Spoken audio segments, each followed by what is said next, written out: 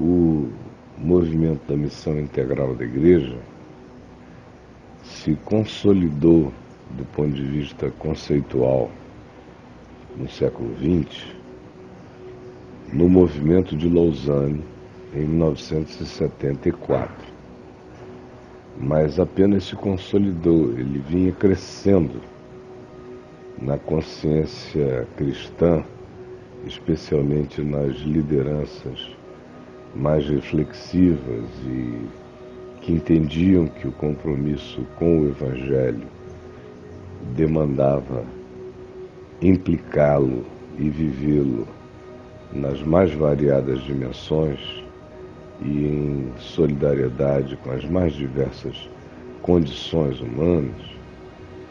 Isso vinha se desenvolvendo desde antes.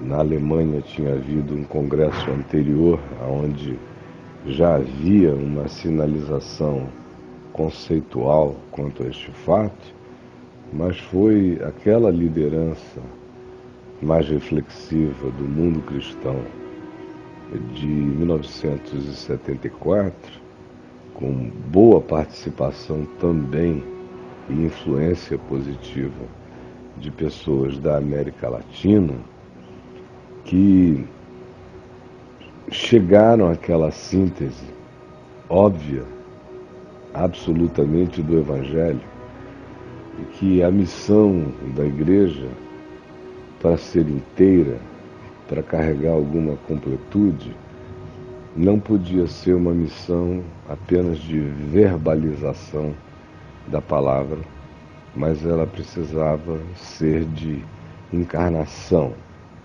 ou seja, o Cristo Jesus que pregava e anunciava boas novas aos pobres era o mesmo que curava doentes, que expulsava demônios e que se condoía de todas as outras formas de condição, de dor e de alienação humana.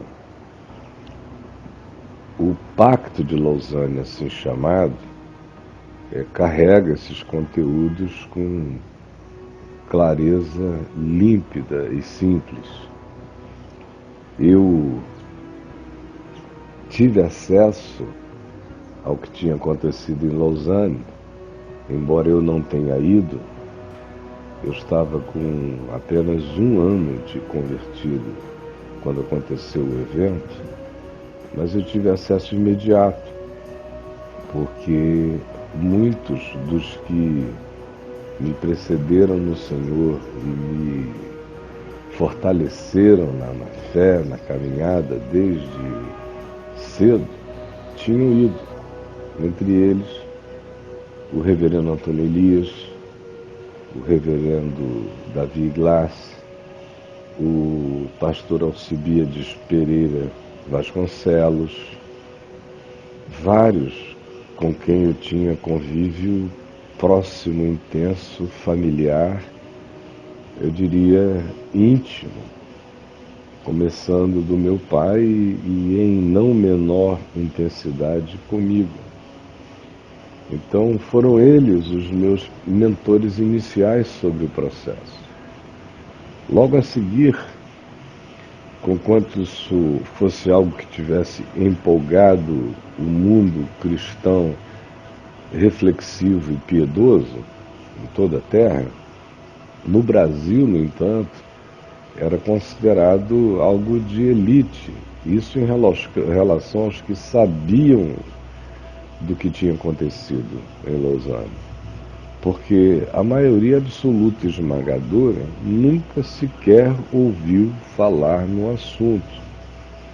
Os movimentos pentecostais quase que inteiramente alienaram-se desse processo.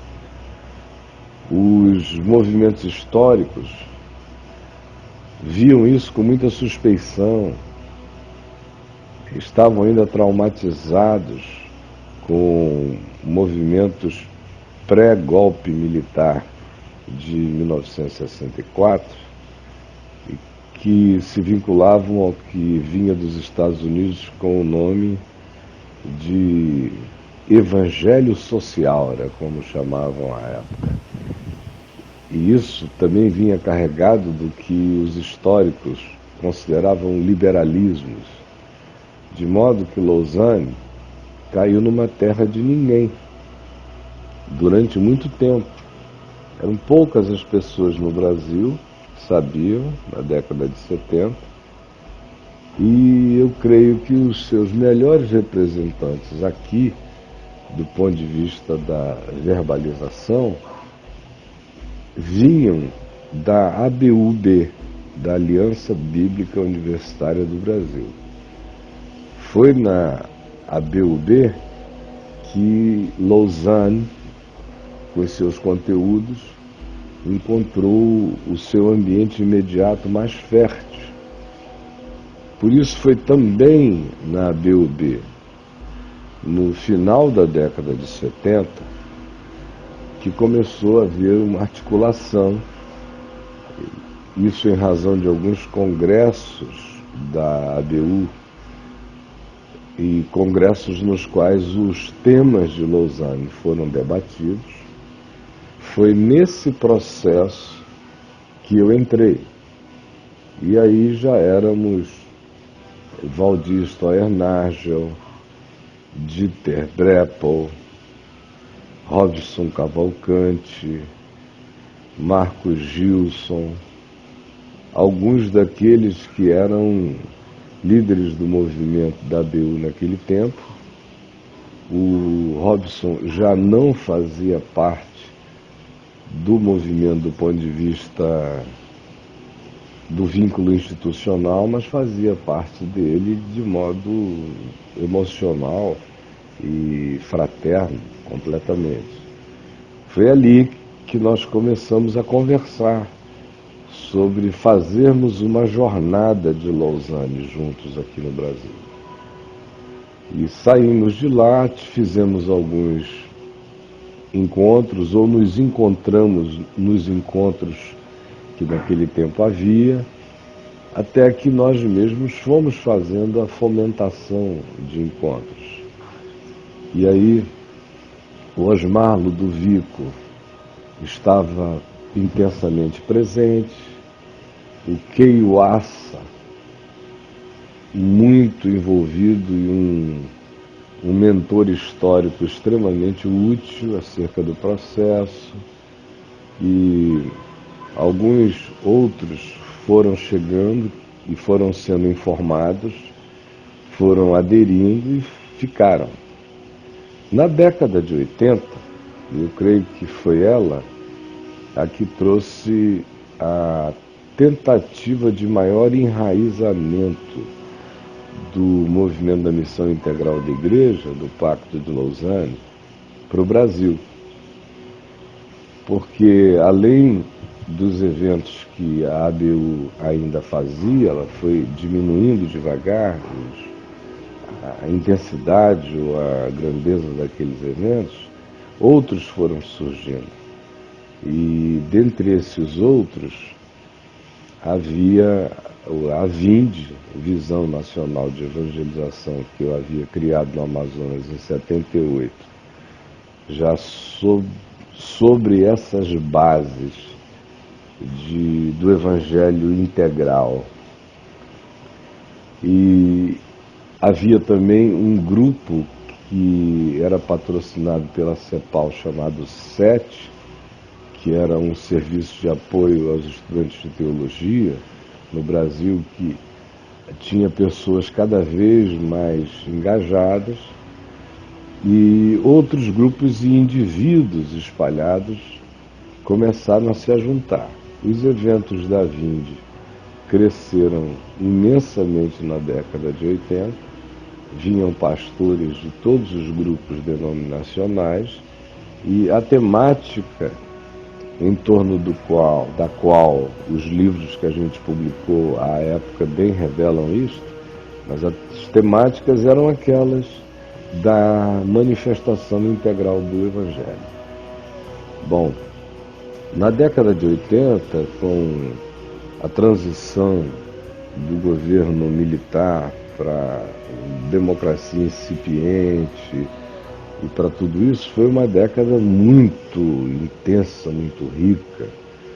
E eu creio que um dos elementos que mais marcaram a presença, o significado e a possível importância que aquela compreensão acerca do Evangelho integral poderia causar aqui no Brasil, aconteceu em 1983 em Belo Horizonte, quando o grupo que vinha se encontrando desde o finalzinho da década de 70 e que participou do encontro da ABU em Belém do Pará em 1980 e de eventos da Vinde e de outros grupos organizacionais e para-eclesiásticos naquele período e, sobretudo, à época, por causa da ajuda fundamental, financeira e estratégica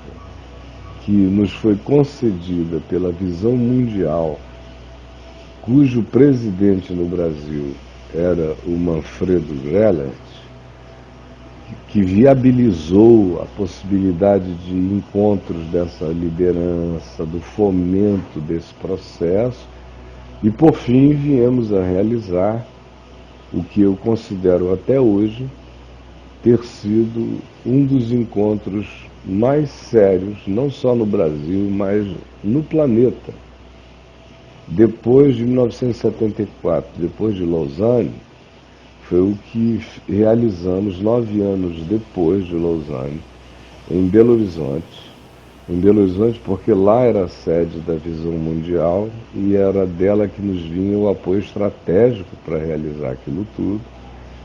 E em Belo Horizonte, no Mineirinho, quando fizemos o Congresso Brasileiro de Evangelização com a participação de aproximadamente 4.000 líderes evangélicos de todo o Brasil, dos mais variados grupos denominacionais, muitos dos quais presidentes, vice-presidentes, membros de diretorias nacionais de quase todas as denominações do país.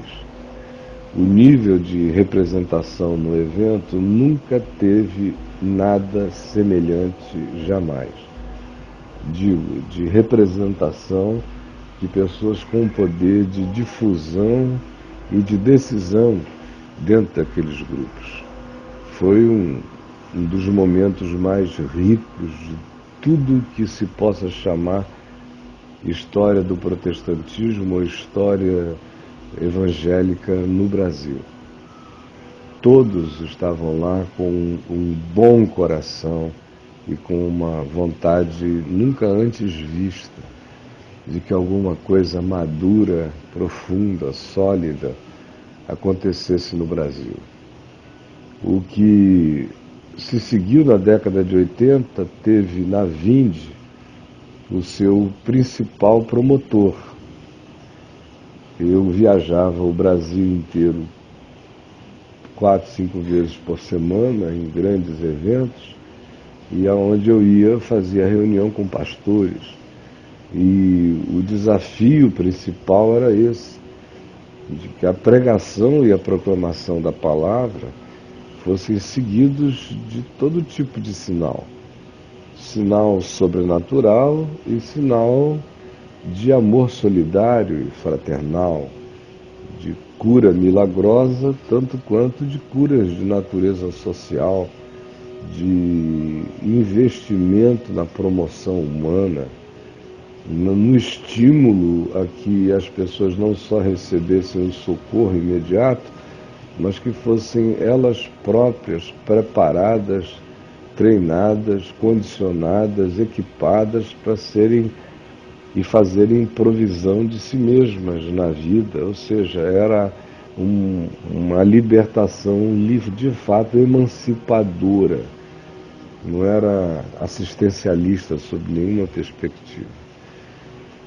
A ação política daquele movimento naquela época, na década de 80, não tinha nada a ver com política partidária. Aliás, isto era proibido entre nós.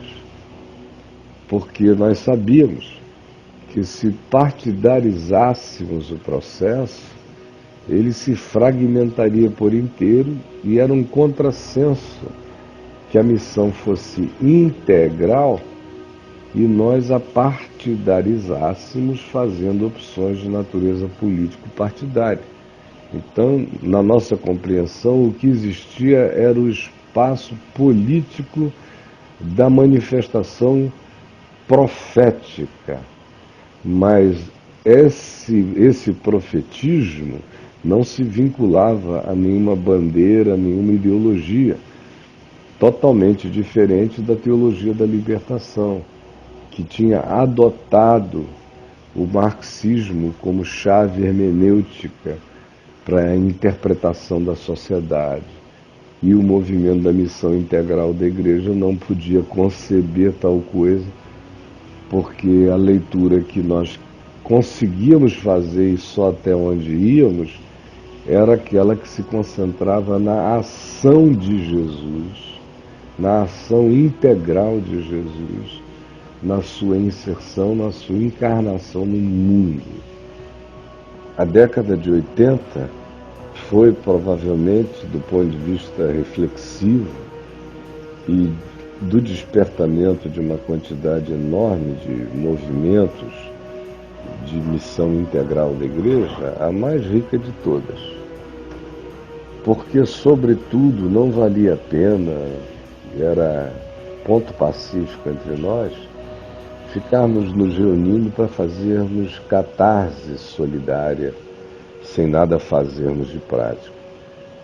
Como eu disse, na década de 80, a Vinde acabou sendo o carro-chefe desse tipo de ação e proposição no país. Nós iniciamos uma quantidade grande de atividades de natureza social que andavam par e passo com a proclamação da palavra em grande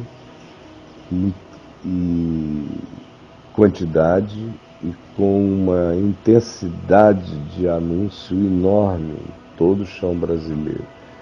E onde quer que íamos, lançávamos aquelas sementes e víamos grupos sociais diferentes, missões diversissíssimas que iam de atendimento a ciganos, passavam por pescadores, por sertanejos, por vítimas da sede, por favelados, por pessoas vivendo em condições subhumanas no campo, em todas as áreas onde com clareza a gente via.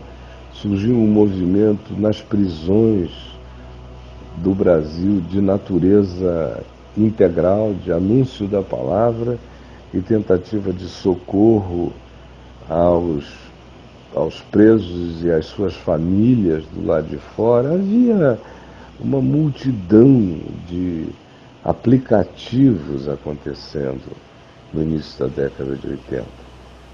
E iniciamos os anos 90 com uma avidez até maior, e a década de 90 foi a que mais foi marcada pela inserção, pelo lançar do sal, de fato, fora do saleiro, numa perspectiva mais ampla. Porque aquilo que nós vínhamos fazendo já para todo lado na década de 80, já desde o início da década de 90, foi tomando e foi ganhando dimensões nacionais. Através dos trabalhos da Vinde e da minha atividade evangelizadora no país e fora do país, eu já tinha um vínculo grande com as mídias sociais. Eu mesmo já fazia programas de televisão ininterruptamente desde 1974, foi quando eu comecei, um ano depois da minha conversão, e nunca mais parei. Isso ajudava imensamente a divulgar todas aquelas ideias, Aquele era um programa que praticamente toda a liderança evangélica do Brasil assistia e com uma quantidade imensa de povo, aos milhões, que assistiam também.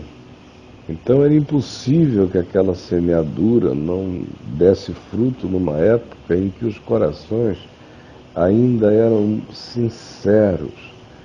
Você encontrava muita gente ignorante, mas com sincera ignorância. E quando passamos desse estágio de somos nós falando para dentro e tentando fomentar isto no interior dos diversos grupos e comunidades do Evangelho no país, a mídia externa começou em relação a mim, querer me ouvir a respeito de praticamente tudo, do final da década de 90, da década de 80 para o início da de 90. Foi aumentando essa procura, que começou das margens para o centro. Eram as mídias dos estados as que mais me procuravam e mais divulgavam isso, as mídias seculares. As últimas a começarem a chegar foram as do Rio e São Paulo, que faziam coberturas tópicas antes disso, mas que do início da década de 90, do ano de 90 mesmo em diante, passaram a ter um interesse praticamente cotidiano no que teríamos a dizer sobre qualquer que fosse o assunto. Por isso é que eu creio que ali foi o topo da missão integral, porque eles me procuravam por causa do Evangelho, mas me procuravam porque sabiam que o Evangelho teria o que dizer a qualquer situação. Isso estava bem claro para aqueles que vinham com a intenção de dialogar e de propor uma resposta do Evangelho para condições reais e concretas da vida nacional. Logo depois disso, o mesmo grupo que tinha viajado desde o Congresso da ABU, que criou depois o evento extraordinário de 83 em Belo Horizonte, se reuniu, continuou encontrando, extremamente apoiado financeiramente agora pela Vinde e também pela Visão Mundial, mas a Vinde nesse período tinha desenvolvido já uma estrutura grande, forte, capaz de patrocinar, de ajudar, de incentivar, de encetar o processo.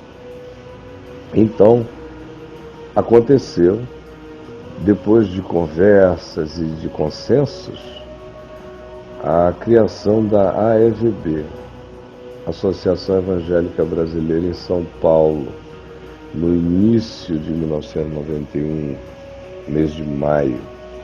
E a Associação Evangélica reuniu e cresceu e teve a adesão de milhares de pastores e líderes e de grupos denominacionais que iam desde a Igreja Presbiteriana do Brasil a Assembleias de Deus, a campos diversos, ministérios enormes das Assembleias de Deus, de igrejas pentecostais.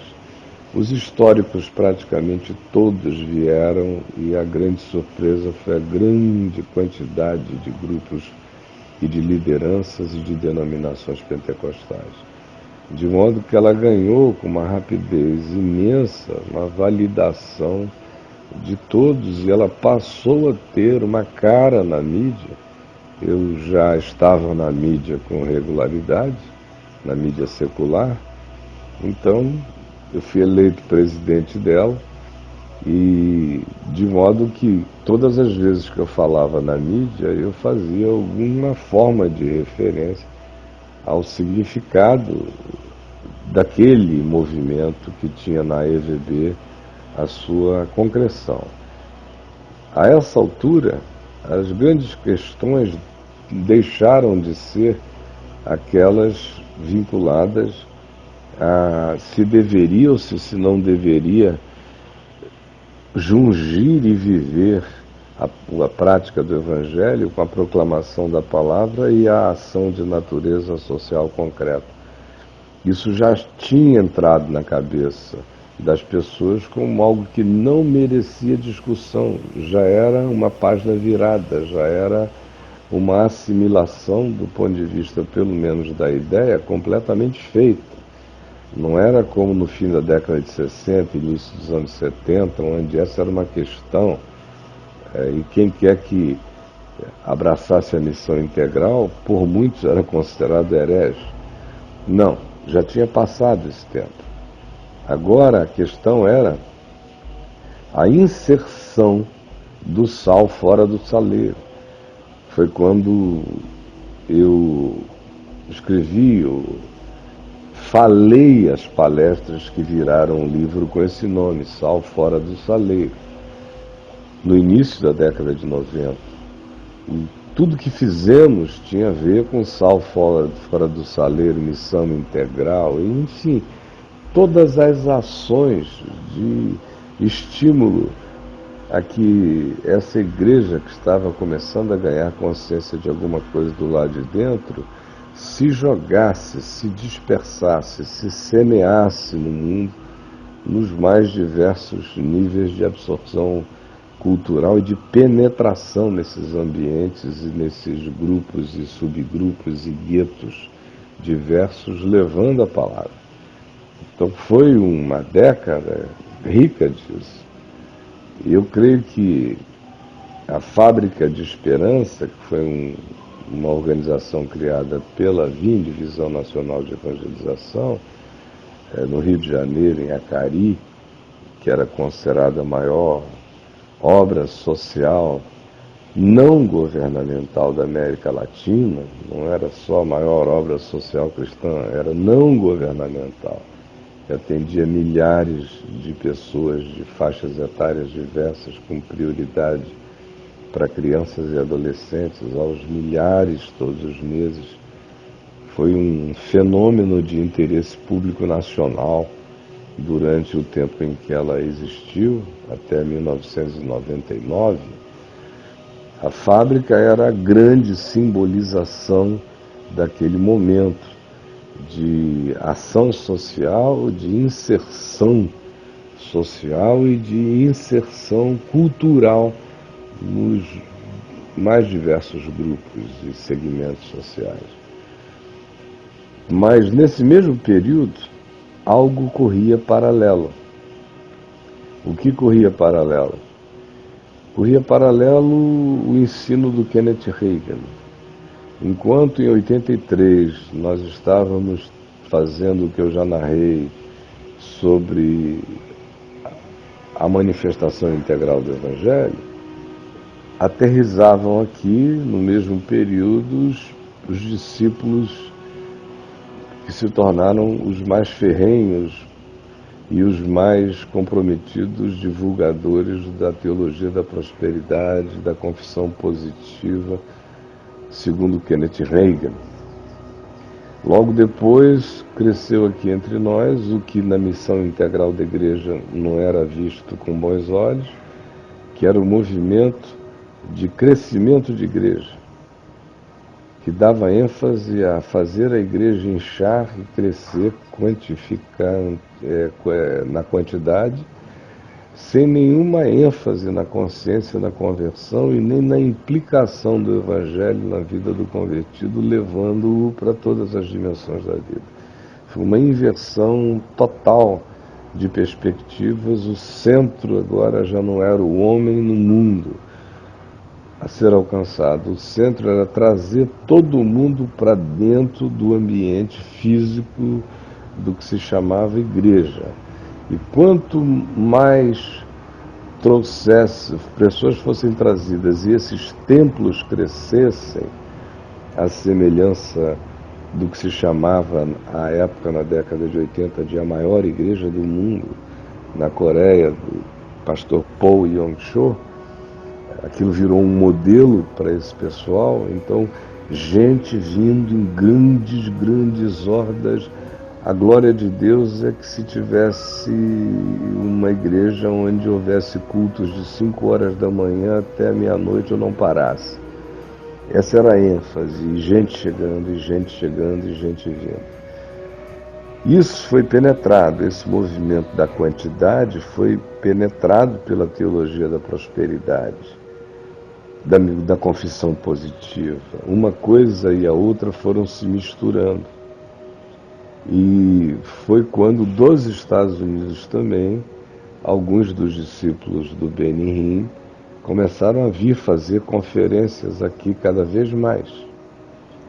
E então, enquanto acontecia o movimento da missão integral da igreja, havia esse fomento do crescimento da igreja por essas vias ideológicas, da teologia da prosperidade, da confissão positiva e cada vez mais desavergonhadamente a afirmação de que a bênção de Deus se manifestava sobretudo pela capacidade dos crentes de se ricos. Isso veio junto, logo depois, trouxe a reboque a espiritualidade da batalha espiritual, e aonde surgiu um movimento de obsessão por mapear a cidade, descobrir quais eram os seus focos de principados e potestades espirituais, passar a enfrentar esses supostos focos ou fortalezas espirituais da cidade com vigílias nesses lugares, mas sem nenhum compromisso com a manifestação do diabo na pobreza, na miséria, na desgraça, na desesperança humana. Foi-se dando ênfase cada vez mais na magia. No mesmo período, eu diria, já em 1988, depois de uma querela local aqui, que não vale mencionar os nomes, um dado ministério de São Paulo ficou com o nome Gospel para usar e lançou de maneira marqueteiramente bem organizada o movimento gospel, conquanto já houvesse uma corrupção do movimento artístico cristão. Depois desse episódio que aconteceu precisamente em 1989, no Texas, eu testemunhei a ocorrência. Depois daquilo, o que houve no Brasil foi uma aceleração enlouquecida da mercantilização do que seria a arte cristã espontânea, cultica, na presença dos irmãos, em louvor a Deus. Aquilo foi virando aquilo que hoje nos cerca. De modo que, quando nós chegamos em 1998, que foi quando eu pessoalmente saí desse cenário todo, por razões que o país inteiro conhece, e saí já porque eu tinha concluído de que boa parte dos que diziam que queriam viver a missão integral da igreja já tinham sido profundamente corrompidos por esses outros movimentos que corriam paralelo, que não tinham nenhum escrúpulo quanto a assumirem posições partidárias, a venderem suas influências pastorais e ministeriais para interesses políticos partidários, que passaram a pretender eleger seus deputados, e quanto mais deputados aquele grupo ou denominação conseguisse eleger mais poderosos, ficavam, mais rádios conseguiam concessões de rádios, de televisão e do que mais fosse possível. Enfim, foi avassalador o processo dali para frente. E tivemos, a EVB teve vários embates públicos em 91, 92, 93, 94, 95, até 96, eu creio. Muitos embates públicos através da mídia nacional denunciando essas práticas. Denunciávamos para dentro, com uma multidão de mídias que alcançavam boa parte da população evangélica no país todo de maneira rápida, mas também para fora, profeticamente, de que essa corrupção era uma blasfêmia contra o ensino do Evangelho. Mas quanto mais a mídia externa nos cobria para divulgar essa certeza, mais do lado de dentro, dia a dia, a gente via o pessoal praticando aquelas teologias do enriquecimento e do surto que veio a tomar conta de quase todo mundo depois de um tempo.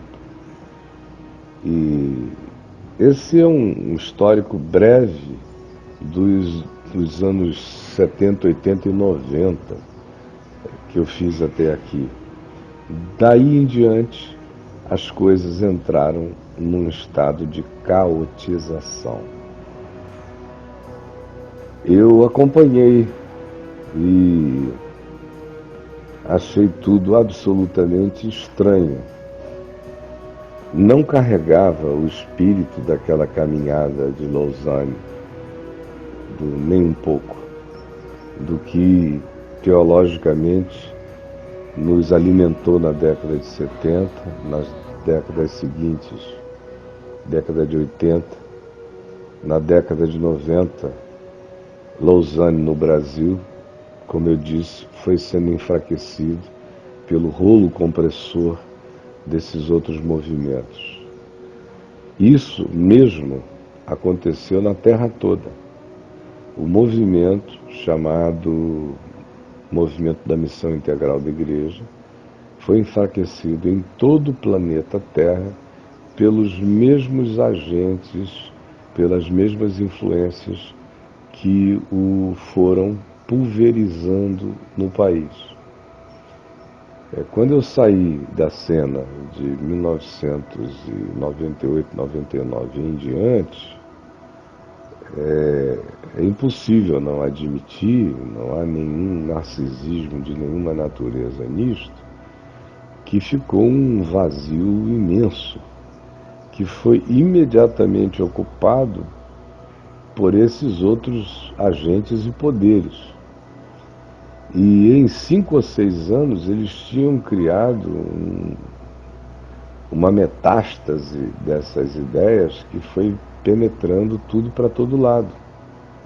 Eu creio que o movimento Missão na íntegra, repito, não acredito que muito poucos dos seus membros têm mesmo consciência desse processo histórico, com essa qualidade de consciência histórica de como foi, que eu estou fazendo aqui. A maioria não sabe. A maioria pensa que está criando alguma coisa nova. Eu, quando vi, achei que estavam descaracterizando uma coisa que tinha tido o seu vigor e a sua melhor qualidade, como eu já disse, em anos anteriores. E também vi que não havia o menor pudor quanto ao fato de se estabelecer uma opção nitidamente político-partidária, bem nítida, como grupo, como movimento. Embora os membros do movimento possam não ser filiados a um partido, mas a vocalização partidária e partida pode ser uma tentativa íntegra de ser sincero, mas é uma é uma contradição da própria ideia de missão integral, fazer algo que chega com uma proposição de partido, do ponto de vista, digo, não necessariamente de filiação, mas de partidarização, de modo tão vocalmente comprometido com o indefensável e analisando o processo histórico sem aquele olhar que caracterizava o profetismo anterior. No profetismo anterior, as questões de Estado de Direito vinham bem depois das questões de natureza ética, apartidária, e que incidiam sobre qualquer que fosse o agente ou protagonista, em qualquer que fosse o partido ou ideologia. Então se tinha baixado o nível do olhar e a posição da observação de um nível tão mais elevado para um envolvimento onde os protagonistas eram parte da ação de movimentos imediatos e já totalmente comprometidos. De modo que é assim que eu vejo, foi assim que eu vi e lamentei, me entristeci. Me entristeci profundamente, eu não vi profetismo, eu vi apenas serviços de natureza política sendo oferecidos a um grupo, outro grupo, não de maneira formal, mas na intenção dos objetivos pretendidos. Eu não vi nenhum profeta ali. Não vi nenhum profeta, não vi ninguém com a capacidade de pegar o pau e dar tanto no Chico quanto no Francisco, se houvesse necessidade. Quanto às motivações, eu creio que elas foram variadas, não deve ter havido uma motivação única, confessada. Tinha gente ali por sincera ideologia. Alguns eu conheço há mais de 30 e tantos anos, sei que ideologicamente sempre foram pessoas com aquela tendência, mas tinham a reserva de não fazerem nenhum tipo de vocalização oficial daquele tipo, representando um grupo ou ministério, ou um grupo de pastores. Isso aí quem faziam, os que faziam antes, assim, eram aqueles que nós recriminávamos e contra os quais profetizávamos. Mas já agora as coisas estavam do mesmo jeito e o que mais me assustou foi o nível das paixões, das devoções à ideia. Mas as motivações, eu creio, havia desde pessoas sinceramente comprometidas, envelhecidamente comprometidas com as suas ideologias particulares, até a gente que estava ali sem saber bem onde cantou o galo, por pura vaidade pseudo-acadêmico-intelectual.